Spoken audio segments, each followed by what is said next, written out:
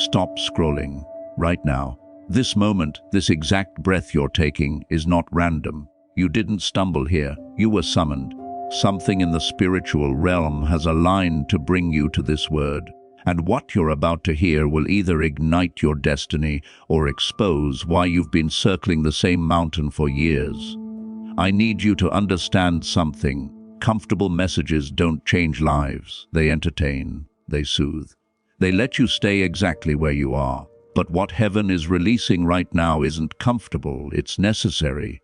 And if your spirit is already stirring, already feeling that holy discomfort, that's your confirmation.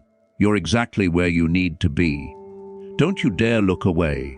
There's a surgery happening in the spirit right now, and God is holding the scalpel, not to harm you, not to punish you, but because there are things growing inside your soul that will kill your future if they're not removed today. You've been praying for breakthrough while harboring the very things that block it. You've been crying out for elevation while clinging to patterns that keep you grounded. You've been declaring new seasons while refusing to release old identities. And heaven has been patient, so patient, watching you try to manage what you were meant to surrender.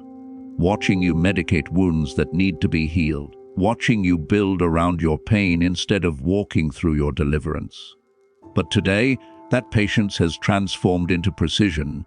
God is speaking now, not with the soft whisper you've grown accustomed to, but with the sharp clarity of a father who loves you too much to let you continue down a path that leads to regret. This isn't condemnation. This is intervention. And interventions are never comfortable, but they're always necessary when someone you love is destroying themselves and can't see it. Listen to me carefully. You have been living with wounds you've renamed as wisdom. You've taken your trauma and called it discernment. You've labeled your fear as being careful, and your avoidance as waiting on God. But heaven sees through the religious vocabulary. God knows the difference between genuine healing and sophisticated hiding. Some of you reading this right now have become experts at appearing whole while internally, your fragments held together by performance, productivity, and the fear of being truly seen. You've mastered the language of faith while avoiding the confrontation that faith requires. You can quote scriptures about freedom while remaining imprisoned by unforgiveness, bitterness, and secretly believing you're disqualified from the very promises you declare. This is the wound that needs exposing today. You've been asking God to change your circumstances when He's been waiting for permission to change your perspective. You've been praying for different results while refusing to examine the roots that keep producing the same fruit. You've been declaring new wine while desperately gripping old wineskins, terrified of what you'll lose if you truly let God renovate your inner world. And here's what the Spirit is making clear: what you're calling strength is actually survival mode. Real strength knows when to rest. Real strength can be vulnerable. Real strength doesn't need to control every outcome because it trusts the one who controls everything. But survival can't rest. Survival can't trust. Survival builds walls so high that even blessing can't get in, then wonders why provision feels distant. You've been surviving when you were created to thrive. Let me go deeper, because this is where the real surgery begins. Some of what you call peace is actually avoidance dressed in spiritual language. You say you're letting go and letting God, when really you're afraid to confront what God has been highlighting for months. You call it trusting His timing, when honestly you're paralyzed by fear of what obedience might cost. You've spiritualized your stagnation, and that's why you feel stuck but can't quite identify why. The enemy doesn't need to keep you in obvious sin. He just needs to keep you in subtle substitutes, close enough to truth that you feel spiritual, but far enough from full surrender that your destiny stays locked. And you've been living in that middle space, that gray area, that almost obedient territory where you follow God enough to feel righteous but not enough to experience transformation. But transformation is what this moment demands. Because what you're experiencing right now, This restlessness, this dissatisfaction, this growing awareness that something has to shift, that's not depression. That's not a lack of faith. That's the sound of your spirit outgrowing the containers you've built. That's destiny knocking on the door of your comfort zone, demanding to be let in. That's God refusing to let you settle for less than what He's assigned you to carry. And yes, it's uncomfortable. Yes, it feels like everything is being shaken. Because everything that can be shaken must be shaken, so that what cannot be shaken may remain. You've been on a path that looked safe but was actually leading you away from assignment. You've been in relationships that felt familiar but was slowly suffocating your purpose. You've been in patterns that seemed manageable but were quietly killing your potential. And God, in His relentless love, has begun to disrupt what you would have defended. That job that ended. God removed you before that environment could normalize mediocrity in your spirit. That relationship that fell apart. God extracted you before soul ties became stronger than your identity. That door that closed. God redirected you because where you were headed would have cost you something you weren't willing to pay, your calling. Not everything you lost was a loss. Some things were rescues. Now here's where it gets even more pointed. You've been blaming the delay on external factors when the real delay is internal resistance. You say you're waiting on God when God has been waiting on your obedience. He's been waiting for you to forgive. He's been waiting for you to release. He's been waiting for you to step out in faith instead of waiting for every detail to make sense before you move. Faith doesn't wait for understanding. Faith moves despite confusion, trusting that clarity comes through obedience, not before it. And this is why this word is urgent. This is why your spirit is burning right now. Because you're standing at a threshold, and what you do in this moment will determine whether you cross over or circle back. Heaven has positioned you here, not to give you information, but to demand a response. God is asking, are you ready to stop managing your pain and actually heal from it? Are you ready to release control and trust that His plan is better than your blueprint? Are you ready to surrender the version of yourself that feels safe, but is too small for what's coming? Because what's coming is bigger than comfort. What's coming requires capacity you don't have yet. What's coming demands a version of you that can only emerge through the very process you've been resisting. You've been praying for promotion, but promotion requires transformation. You've been asking for influence, but influence is built on character forged in hidden places.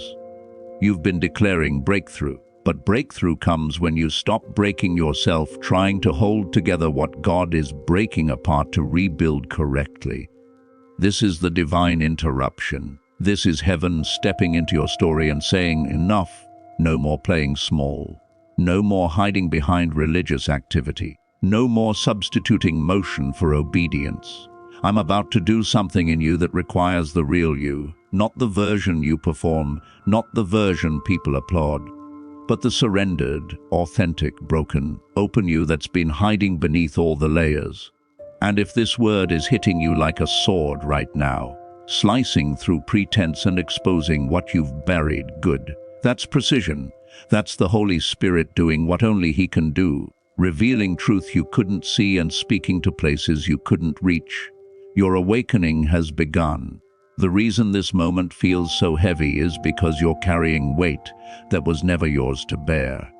You've been shouldering expectations, identities, and responsibilities that God never assigned to you, and your soul is exhausted from the performance. You wake up tired not because you need more sleep, but because you're living a life that requires constant pretense, constant proving, constant striving to maintain an image that even you don't fully believe in anymore. And somewhere deep inside you know this. You've known it for a while, but acknowledging it would mean dismantling things you've spent years building.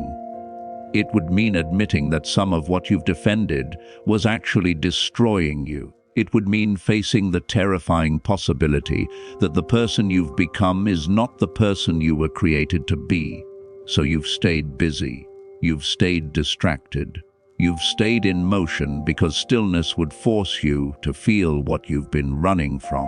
And that's exactly why God has orchestrated this divine pause, this forced confrontation, this moment where you can't scroll past, can't numb out, can't dismiss what's rising in your spirit right now. Because untreated wounds don't heal with time. They don't disappear because you ignore them. They metastasize.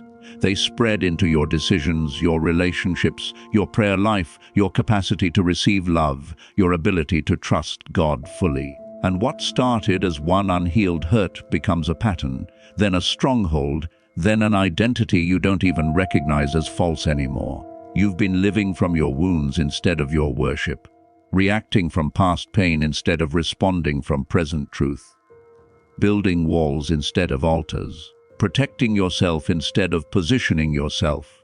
And all of it, every defense mechanism, every carefully constructed boundary, every way you've learned to manage your trauma, has become the very thing blocking your destiny. Let me say this clearly because some of you need to hear it without religious cushioning. God is not impressed with your coping mechanisms. He's not moved by how well you've learned to function while broken. He didn't send his son to die so you could become a high-functioning, wounded person who quotes scripture while quietly dying inside. He came to bring life, abundant life, overflowing life, and you can't access that while still clinging to death. Death to what? Death to the old narratives. Death to the victim mentality that's become your identity. Death to the offense you've been nursing like it's a sacred treasure. Death to the unforgiveness you've justified with the magnitude of what was done to you. Death to the self-protection that's really just control dressed in wisdom's clothing. And I know that sounds harsh. I know it feels like I'm minimizing your pain or dismissing what you've been through. But hear my heart, I'm not. What you survived was real. What you endured was terrible. The betrayal cut deep. The abandonment scarred you. The rejection wounded you in places words can't reach. All of that is valid. All of that matters. All of that God saw and grieved over. But here's the prophetic tension: your pain is valid, but it's not meant to be permanent. Your story is real, but it's not meant to be your identity. What happened to you is significant, but it's not meant to define what happens through you. God is separating your history from your destiny right now. And that separation feels like tearing because you've woven them together so tightly that you don't know who you are without your wounds. You've introduced yourself by your trauma for so long that the thought of releasing it feels like losing yourself. But beloved, you're not losing yourself, you're finding yourself. The real you, the you that existed before the pain. The you that God saw before anyone wounded you. That version of you is still there, buried beneath layers of protection, beneath years of survival strategies, beneath the armor you put on to make sure no one could hurt you like that again. And God is calling that version forward now. Not the defended version, not the performing version, not the version that's learned to live small to avoid disappointment. The real you, the surrendered you, the you that was marked for greatness before the world marked you with pain. This is why the pressure feels so intense right now. This is why everything in your life seems to be falling apart or facing opposition. Because God is removing everything you've used as a substitute for intimacy with Him. He's stripping away the secondary sources you've been drawing life from. He's closing doors you were using as escape routes. He's silencing voices you were consulting instead of seeking His face. And in the silence, in the stripping, in the pressure, He's asking one question: will you trust me now? Not when it makes sense. Not when you can see 3 steps ahead. Not when you have backup plans and safety nets. Will you trust me right here, right now, in the discomfort, in the uncertainty, in the place where all you have is my word and my presence? Because this is where giants are born. Not in comfort, not in certainty, not in the places where everything is figured out and tied with a bow. Giants are born in the wilderness, in the waiting, in the seasons where God seems silent, but is actually working at depths you can't perceive. David became a giant killer in the fields, watching sheep, not in the palace wearing a crown. Joseph became a ruler in Egypt while sitting in a prison, not while living in his father's favor. Moses encountered the burning bush in the desert after 40 years of obscurity, not during his season of privilege in Pharaoh's house. Your wilderness is not your waste. Your waiting is not your punishment. Your silence from heaven is not God's absence. It's his focused attention on the internal work that must happen before the external assignment can be entrusted to you. And here's what the enemy doesn't want you to know: you're closer to breakthrough than you've ever been. That's why the warfare is so intense. That's why the discouragement feels so heavy. That's why everything seems to be hitting you at once. The enemy knows what God is about to do, and he's throwing everything he can at you to make you quit 3 steps before your promise manifests. But you're not quitting. Not today. Not after everything you've survived. Not after everything God has invested in getting you to this exact moment. You've come too far to turn back now. You've endured too much to give up when you're standing at the edge of your elevation. You've held on through too many dark nights to let go when the morning is breaking. So let me speak life over you right now in this moment. Let me call forth what God has shown me about the ones reading these words. You are not forgotten. You are not disqualified. You are not too damaged, too broken, too far gone, or too late. Every single thing you've been through has been preparing you for an assignment so significant that without the refinement, you would have collapsed under the weight of it. God has been building capacity in you through the very things that felt like they were destroying you. He's been developing character in the hidden places that will sustain you in public spaces. He's been teaching you dependence in the valley that will keep you humble on the mountain. He's been stripping away everything you thought you needed so you would discover that He alone is enough. And now, right now in this season, He's about to prove it. He's about to show you that what you thought was delay was actually divine setup. That what felt like denial was actually protection. That what looked like detour was actually the exact path required to position you for what's next. Everything, and I mean everything, has been working together for your good, even when it felt like it was working against you. The relationships that ended were making room for connections aligned with your calling. The opportunities that closed were redirecting you toward the door with your name on it. The disappointments that broke your heart were breaking your agreement with false expectations so you could receive what God actually prepared. The seasons of lack were teaching you how to steward abundance without it corrupting your character. Nothing has been wasted. Not one tear, not one sleepless night, not one moment of feeling unseen or unheard or undervalued. God has bottled every tear, recorded every prayer, and seen every sacrifice. And He's about to release return that makes every seed you planted in secret worth it. Every act of obedience when no one was watching is about to produce fruit in public. Every time you chose forgiveness over bitterness, worship over worry, faith over fear, it all matters, and it's all about to matter in ways you can't imagine yet. But here's the requirement. You have to let go of what you've been holding on to. You have to release who you used to be to become who you're called to be. You have to stop trying to resurrect what God buried and trust that He's growing something new from that very soil. This is your moment, not tomorrow, not when you feel ready, not when circumstances align. Right now, this word is your invitation to step into the fullness of everything God has been preparing you for. Will you accept it?